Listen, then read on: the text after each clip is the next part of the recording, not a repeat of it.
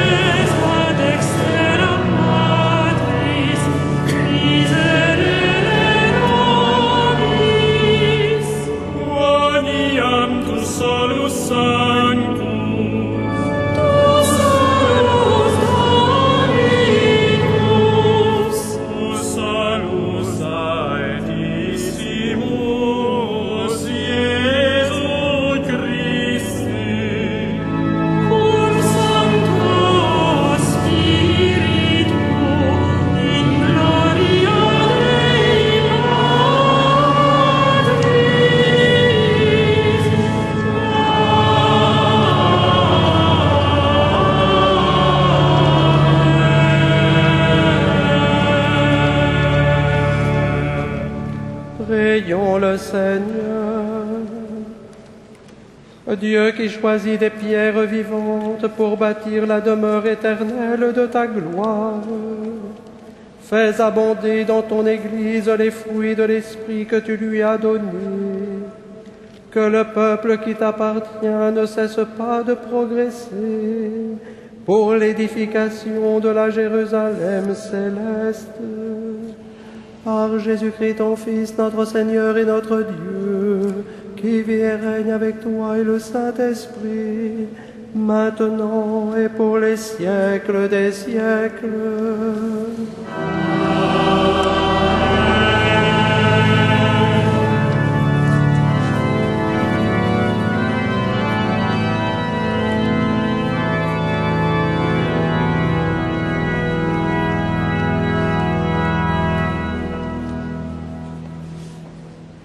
Lecture du livre d'Ézéchiel.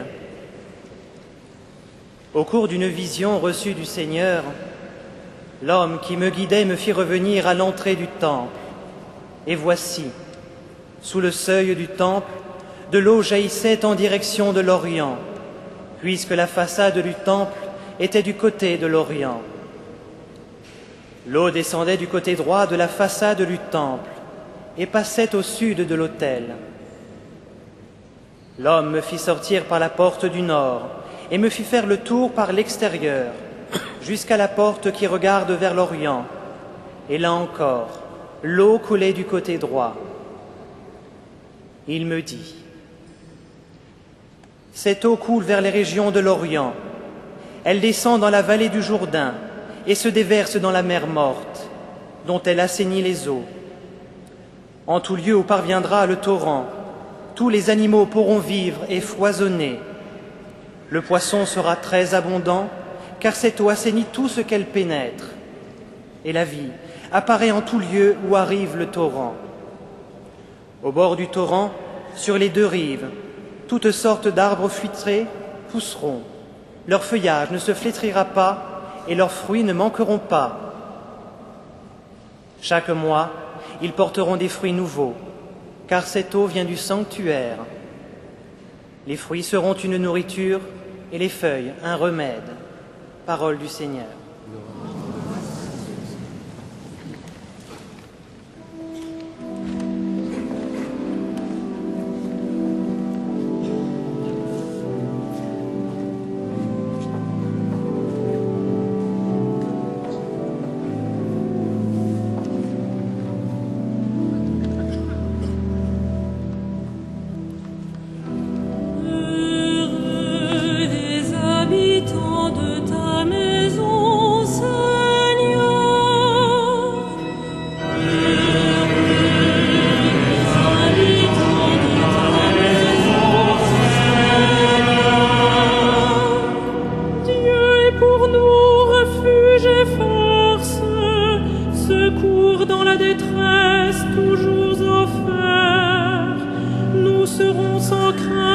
Si la terre est secouée, si les montagnes s'effondrent au creux de la mer. Les habitants de ta maison, Seigneur. Le fleuve, ses bras réjouissent la ville de Dieu, la plus sainte des demeures du Très-Haut. Dieu s'y tient, elle est inébranlable. Quand renaît le matin, Dieu la secourt. Heureux les habitants de ta maison, Seigneur. Il est avec nous, le Seigneur de l'univers, citadelle pour nous, le Dieu de Jacob. Voyez les actes du Seigneur, il détruit la guerre jusqu'au bout du monde. Heureux les habitants de ta maison, Seigneur.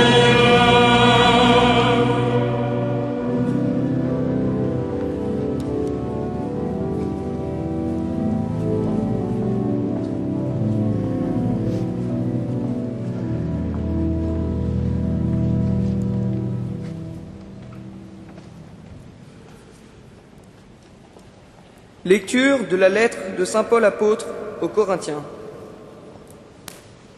Frères, vous êtes la maison que Dieu construit. Comme un bon architecte, avec la grâce que Dieu m'a donnée, j'ai posé les fondations. D'autres poursuivent la construction. Mais que chacun prenne garde à la façon dont il construit. Les fondations, personne ne peut en poser d'autres que celles qui existent déjà. Ces fondations, c'est Jésus-Christ. N'oubliez pas que vous êtes le temple de Dieu et que l'Esprit de Dieu habite en vous. Si quelqu'un détruit le temple de Dieu, Dieu le détruira, car le temple de Dieu est sacré, et ce temple, c'est vous.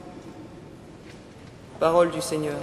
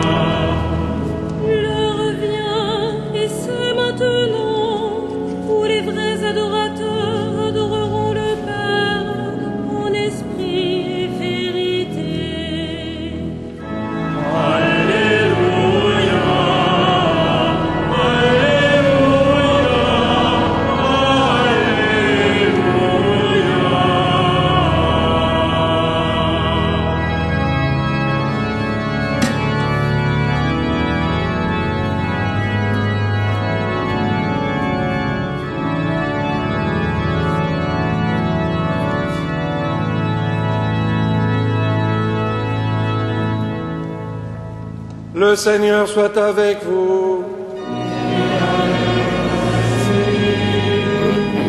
Évangile de Jésus-Christ selon saint Jean.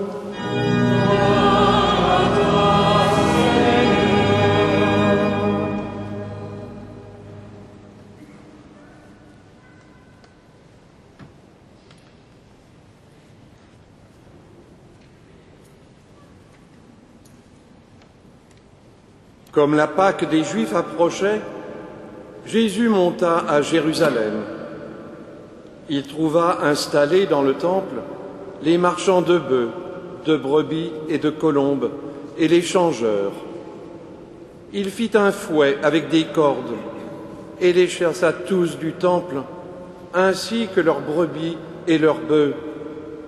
Il jeta par terre la monnaie des changeurs, renversa leur comptoir, et dit aux marchands de colombes, « Enlevez cela d'ici, ne faites pas de la maison de mon Père une maison de trafic. » Ses disciples se rappelèrent cette parole de l'Écriture, « L'amour de ta maison fera mon tourment. » Les Juifs l'interpellèrent, « Quel signe peux-tu nous donner pour justifier ce que tu fais là ?»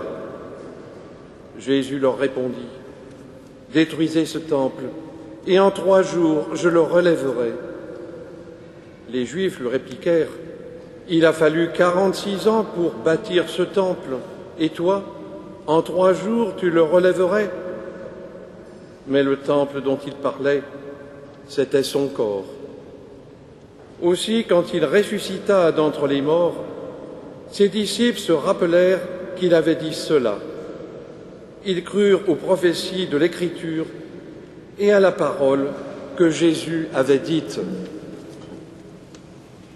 Acclamons la parole de Dieu.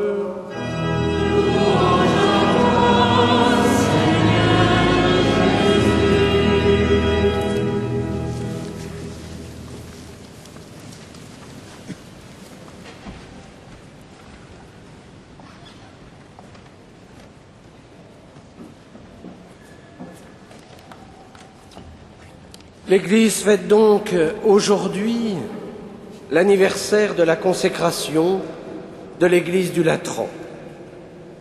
Et cette basilique du Latran, je vous le rappelais, est la cathédrale du pape, évêque de Rome. C'est donc la mère de toutes les églises du monde. Et je vous propose ce soir de prendre un peu de temps pour méditer sur l'Église à partir de la parole de Dieu. Mais comme nous sommes dans une cathédrale merveilleuse, permettez-moi d'abord de citer l'Apocalypse. J'ai vu descendre du ciel d'auprès de Dieu la cité sainte, la Jérusalem nouvelle, toute prête comme une fiancée parée pour son époux. Comment ne pas nous émerveiller de la beauté de notre Église? Cette beauté, elle vient de Dieu, parce que l'Église est née dans le cœur de Dieu. L'Église est l'épouse du Christ, toute parée pour poursuivre la mission du Fils. Oui, l'Église est d'abord sacrement du salut, parce qu'elle propose les fruits de la rédemption. En ce sens, l'Église est notre mère, puisqu'elle nous enfante à la vie divine. Et nous retrouvons le premier texte que nous avons entendu. Elle nous nourrit par l'Eucharistie. Elle est source d'eau vive. Elle nous rend forts par la confirmation. Elle nous guérit par la pénitence et l'onction des malades. L'Église, ensuite, est demeure de Dieu avec les hommes. Oh, certes, Dieu est partout, mais n'oublions pas qu'il est d'abord et aussi dans l'Église, que ce corps mystique a pour tête le Christ, le ressuscité, le vivant pour toujours. Il est vrai que le sens authentiquement catholique de la réalité Église disparaît, et même disparaît silencieusement. Beaucoup ne croient plus qu'il s'agit là d'une réalité voulue par le Seigneur lui-même. L'Église n'est pas une construction humaine, un instrument qui serait créé par nous, que nous pourrions d'ailleurs réorganiser à notre guise. Nous le savons, les structures fondamentales sont voulues par Dieu et elles sont donc intouchables. Derrière cette façade humaine se trouve le mystère d'une réalité spirituelle sur laquelle réformateurs, sociologues, organisateurs n'ont aucune autorité pour intervenir. Il nous faut donc contempler l'Église avec les yeux illuminés de la foi et dans la vision totale du dessein d'amour du Père. La source même de la révélation est dans l'Église. C'est elle, c'est en elle que se révèle le mystère, cette réalité mystique, le mystère de notre salut. Permettez-moi de citer quelques pères de l'Église qui ont si bien parlé de ce mystère. Je pense d'abord à Origène. C'est seulement dans la communauté des fidèles que le Fils de Dieu peut être trouvé, parce qu'il vit au milieu de ceux qui sont unis. Oui, c'est vraiment ce mystère caché en Dieu qui est désormais manifesté dans l'Église. Elle qui a été élue avant que ne fussent jetés les fondements du monde. L'Église est prédestinée avant les siècles à être présente au cœur du temps, en tout temps. L'Église, c'est l'unique maison. Elle est ce monde entièrement recréé pour être mené grâce au don de l'Esprit à la divinisation. Comme le dit Jean Chrysostome, l'Église est céleste et elle n'est rien d'autre que le ciel, lieu de la divinisation. L'Église est aussi l'Ève spirituelle, nommée avant le ciel, promise au bien préparé d'avance par le Seigneur. Il s'agit alors d'entrer dans ce mystère même de l'Église. Et pour entrer dans le mystère de l'Église, il faut d'abord entrer dans ce mystère de l'incarnation rédemptrice et le mystère de la Pentecôte. Saint Irénée, l'évêque de Lyon, disait « Le Seigneur s'est fait chair pour détruire la mort et vivifier l'homme. Oui, le Verbe de Dieu s'est fait homme afin que nous soyons divinisés, non pas prendre la place de Dieu, mais voir Dieu. Et quand on le voit, on a l'immortalité. On a cette vie qui ne meurt plus. Nous sommes des ressuscités. Comment ne pas citer aussi le frère de Saint Basile, Saint Grégoire de Nice. Dieu s'est uni à notre nature pour que notre nature, par son union à Dieu, devient divine, comme sauvée de la mort, comme vivifiée, délivrée de la servitude de l'ennemi. Il poursuit, car sa résurrection de la mort est pour la race mortelle un commencement de la résurrection à la vie mortelle. Vous êtes déjà des ressuscités, parce que vous avez été plongés le jour de votre baptême dans la mort du Christ, et vous êtes des ressuscités. Et tout à l'heure, quand nous avons proclamé l'Évangile, vous étiez debout, non pas parce que l'Évangile est la parole de Dieu la plus importante, toute parole de Dieu est importante, mais vous étiez debout parce que c'était le ressuscité qui s'adressait à vous, et vous étiez debout parce que vous êtes déjà des ressuscités. Vous avez déjà ce commencement de la résurrection à la vie mortelle. Voyez, comme vous le voyez, l'Église apparaît comme ce lieu où la divinisation de l'humanité s'effectue grâce à l'action de l'Esprit Saint. Nous pourrions dire alors que l'Église est ce nouveau paradis. L'Église donne à la création tout entière de se conformer à l'image même de Dieu à partir de ce foyer de divinisation qu'est le corps glorifié du Christ. Chaque sacrement, diraient nos pères dans la foi, et notamment nos pères d'Orient, chaque sacrement est une théophanie, c'est-à-dire une présence dans le monde de cette énergie divine qui transforme les hommes. Nos pères dans la foi sont naturellement bien loin des analyses sociologiques, mais aujourd'hui, ne faut-il pas plutôt regarder l'Église comme mystère, mais aussi l'Église vécue au quotidien? Concrètement, peut-être qu'en cette fête, nous pourrions renouveler notre regard sur l'Église, d'avoir un regard surnaturel sur l'Église.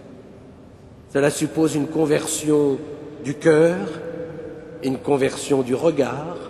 Cela suppose aussi de se mettre en Église et non pas en dehors de l'Église comme pour la juger. L'Église est sainte parce que corps du Christ, mais c'est vrai aussi qu'elle est pécheresse parce que nous sommes, nous, ces pierres vivantes, mais des pierres un peu pécheresses.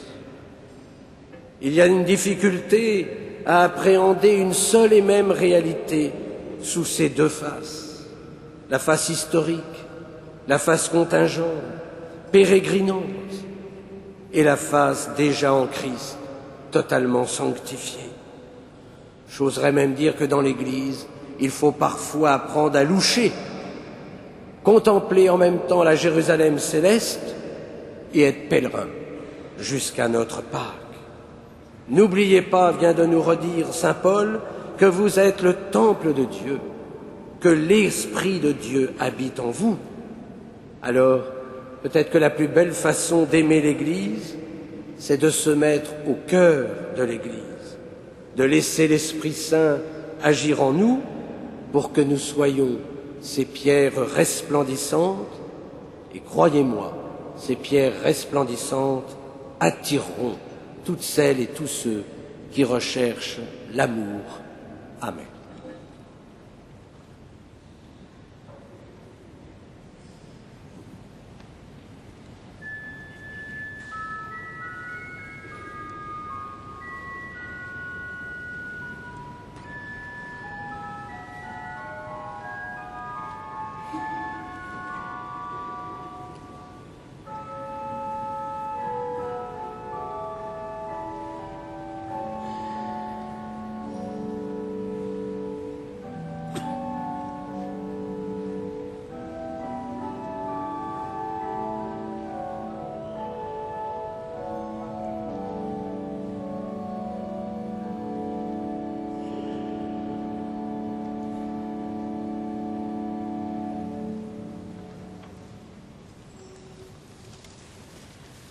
Ensemble, nous proclamons notre foi en reprenant le symbole des apôtres. Je crois en Dieu, le Père Tout-Puissant, Créateur du ciel et de la terre, et en Jésus-Christ, son Fils unique, notre Seigneur, qui a été conçu du Saint-Esprit, est né de la Vierge Marie, a souffert sous Ponce Pilate, a été crucifié, est mort et a été enseveli, est descendu aux enfers, le troisième jour est ressuscité des morts, est monté aux cieux, est assis à la droite de Dieu, le Père Tout-Puissant, d'où il viendra juger les vivants et les morts. Je crois en l'Esprit Saint, à la Sainte Église catholique, à la communion des saints, à la rémission des péchés, à la résurrection de la chair, à la vie éternelle. Amen. Asseyez-vous.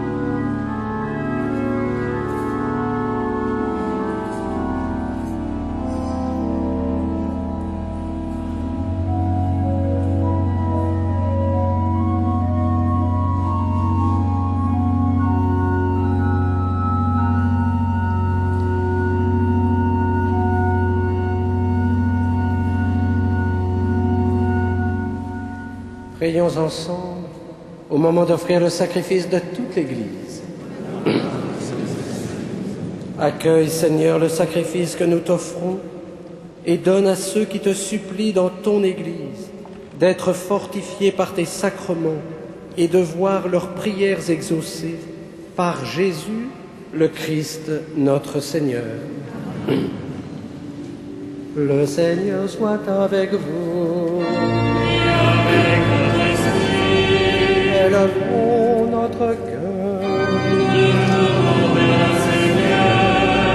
Rendons grâce au Seigneur notre Dieu.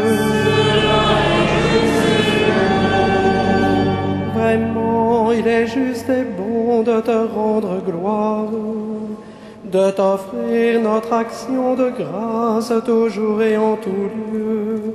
À toi, Père très saint, Dieu éternel et tout-puissant. Dans ta bonté pour ton peuple, tu veux habiter cette maison de prière, afin que ta grâce toujours offerte fasse de nous un temple de l'Esprit, resplendissant de ta sainteté. De jour en jour, tu sanctifies l'épouse du Christ, l'Église, dont nos églises d'ici-bas sont l'image, jusqu'au jour où elle entrera dans la gloire du ciel, heureuse de t'avoir donné tant de fils. C'est pourquoi, avec les anges et tous les saints, nous chantons et proclamons. Sanctus, Sanctus, Sanctus, Sanctus, Sanctus, Sanctus, Deus Sabaoth, Sanctus, Deus Sabaoth, Sanctus, Sanctus, Sanctus, Sanctus, Sanctus, Deus Sabaoth, Deus Sabaoth, Sanctus, plenius sunt caeli et terra.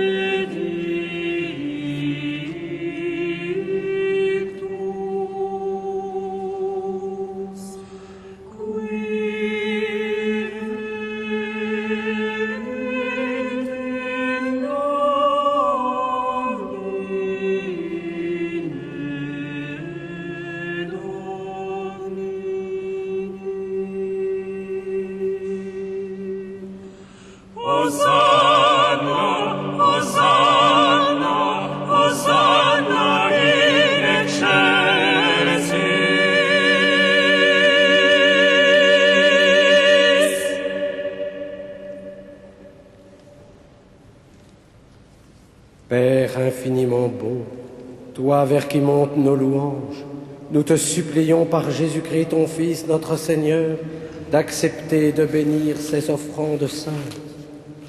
Nous te les présentons avant tout pour ta sainte Église catholique. Accorde-lui la paix et protège-la. Daigne la rassembler dans l'unité et la gouverner par toute la terre. Nous les présentons en même temps pour ton serviteur, le pape Benoît, pour notre évêque André, ses auxiliaires et tous ceux qui veillent fidèlement sur la foi catholique reçue des apôtres. Souviens-toi, Seigneur, de tes serviteurs et de tous ceux qui sont ici réunis, dont tu connais la foi et l'attachement.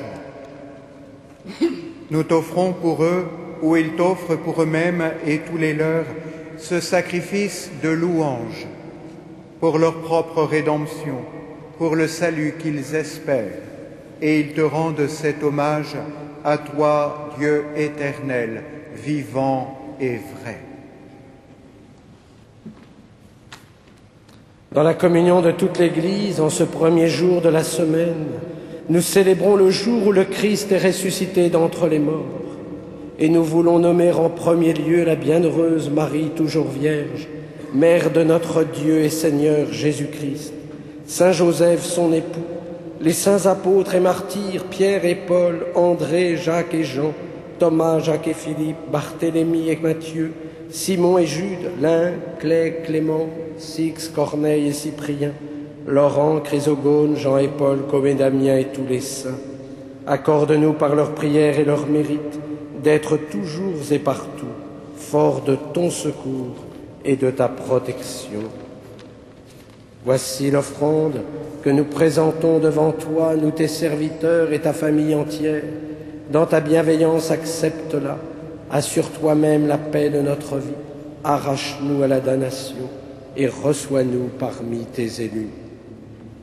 Sanctifie pleinement cette offrande par la puissance de ta bénédiction.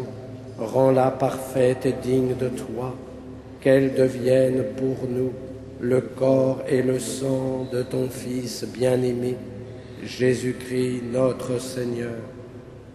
La veille de sa passion, il prit le pain dans ses mains très saintes, et les yeux levés au ciel, vers toi, Dieu son Père Tout-Puissant.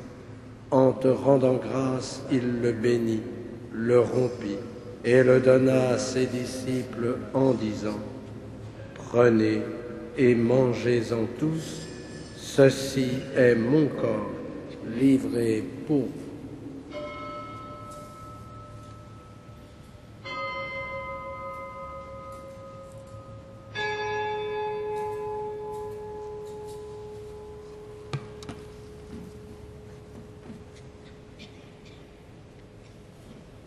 De même, à la fin du repas, il prit dans ses mains cette coupe incomparable, et te rendant grâce à nouveau, il la bénit, et la donna à ses disciples en disant : Prenez et buvez-en tous, car ceci est la coupe de mon sang, le sang de l'alliance nouvelle et éternelle, qui sera versé pour vous et pour la multitude, en rémission des péchés. Vous ferez cela en mémoire de moi.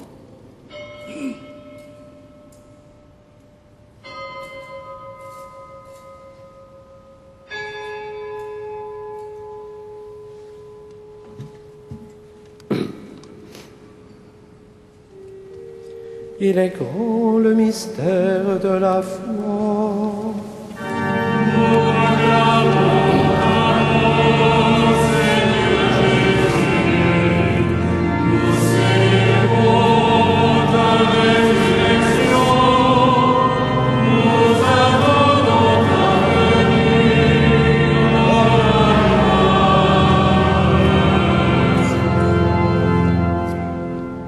C'est pourquoi nous aussi, tes serviteurs, et ton peuple saint avec nous, faisant mémoire de la passion bienheureuse de ton Fils, Jésus-Christ notre Seigneur, de sa résurrection du séjour des morts et de sa glorieuse ascension dans le ciel, nous te présentons, Dieu de gloire et de majesté, cette offrande prélevée sur les biens que tu nous donnes, le sacrifice pur et saint, le sacrifice parfait, pain de la vie éternelle et coupe du salut. Et comme il t'a plu d'accueillir les présents d'Abel le juste, le sacrifice de notre père Abraham et celui que t'offrit Melchisédek ton grand prêtre, en signe du sacrifice parfait, regarde cette offrande avec amour et dans ta bienveillance accepte-la. Nous t'en supplions, Dieu Tout-Puissant, qu'elle soit portée par ton ange en présence de ta gloire sur ton autel céleste, afin qu'en recevant ici, par notre communion à l'autel, le corps et le sang de ton Fils, nous soyons comblés de ta grâce et de tes bénédictions. Souviens-toi de tes serviteurs, qui nous ont précédés marqués du signe de la foi et qui dorment dans la paix. Pour eux et pour tous ceux qui reposent dans le Christ, nous implorons ta bonté, qu'ils entrent dans la joie, la paix et la lumière. Et nous, pécheurs, qui mettons notre espérance en ta miséricorde inépuisable, admets-nous dans la communauté des bienheureux apôtres et martyrs, de Jean-Baptiste, Étienne, Matthias et Barnabé, Ignace, Alexandre, Marcelin et Pierre, Félicité et Perpétue, Agathe, Lucie, Agnès, Cécile, Anastasie et tous les saints. Accueille-nous dans leur compagnie, sans nous juger sur le mérite, mais en accordant ton pardon par Jésus-Christ notre Seigneur. C'est par lui que tu ne cesses de créer tous ces biens, que tu les bénis, leur donnes la vie, les sanctifies et nous en fais le don. Par lui, avec lui et en lui, à toi, Dieu le Père Tout-Puissant, dans l'unité du Saint-Esprit, tout honneur et toute gloire pour les siècles des siècles.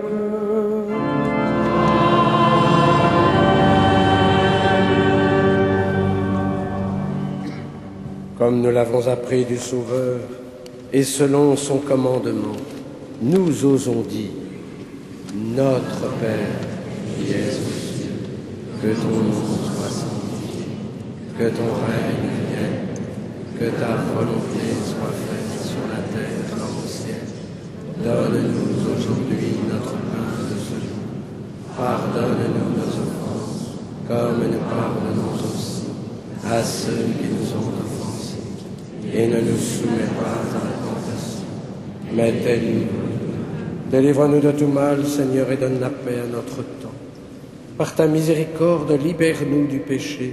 Rassure-nous devant les épreuves en cette vie, où nous espérons le bonheur que tu promets et l'avènement de Jésus-Christ, notre Sauveur.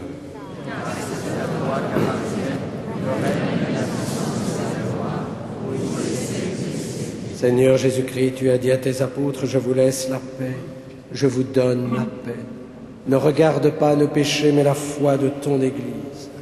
Pour que ta volonté s'accomplisse, donne-lui toujours cette paix et conduis-la vers l'unité parfaite, toi qui règnes pour les siècles des siècles. Que la paix du Seigneur soit toujours avec vous.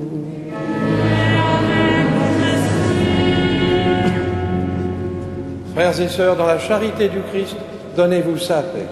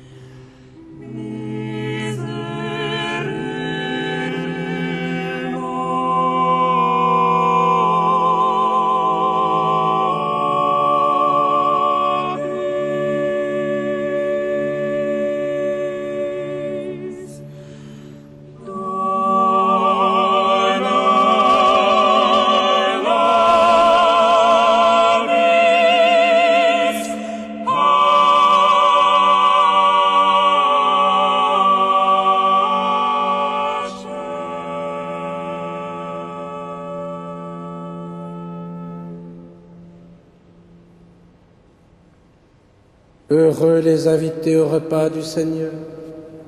Voici l'agneau de Dieu qui enlève le péché du monde.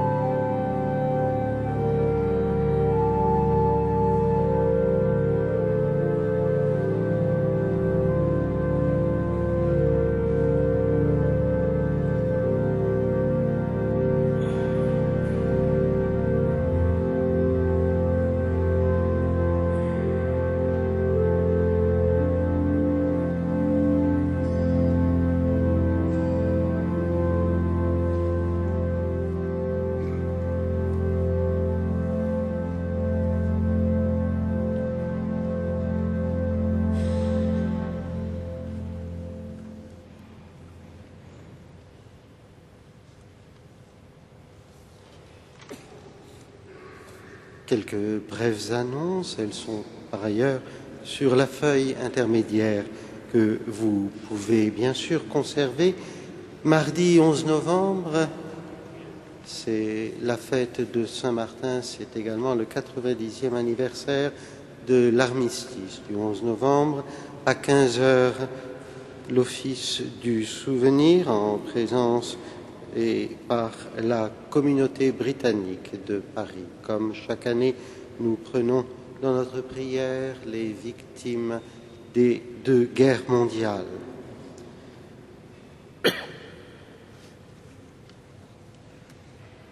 Un chœur islandais, le samedi 15 novembre à 20h, donnera une audition. Il est inutile de dire qu'elle sera de qualité. L'entrée est libre. Enfin, nous retrouverons dimanche prochain à la messe du soir, avec joie, notre archevêque. Ce sera également l'occasion du rassemblement des Africains catholiques de Paris et de l'Île-de-France. Ils seront en grand nombre présents à cette messe. Prions le Seigneur. Tu as voulu, Seigneur, que ton Église de la terre soit pour nous l'annonce de la Jérusalem céleste. Accorde-nous par cette communion d'être ici-bas le temple de ta grâce et d'entrer un jour dans la demeure de ta gloire. Par Jésus, le Christ notre Seigneur. Le Seigneur soit avec vous et que Dieu Tout-Puissant vous bénisse, le Père, le Fils et le Saint-Esprit. Allez dans la paix du Christ.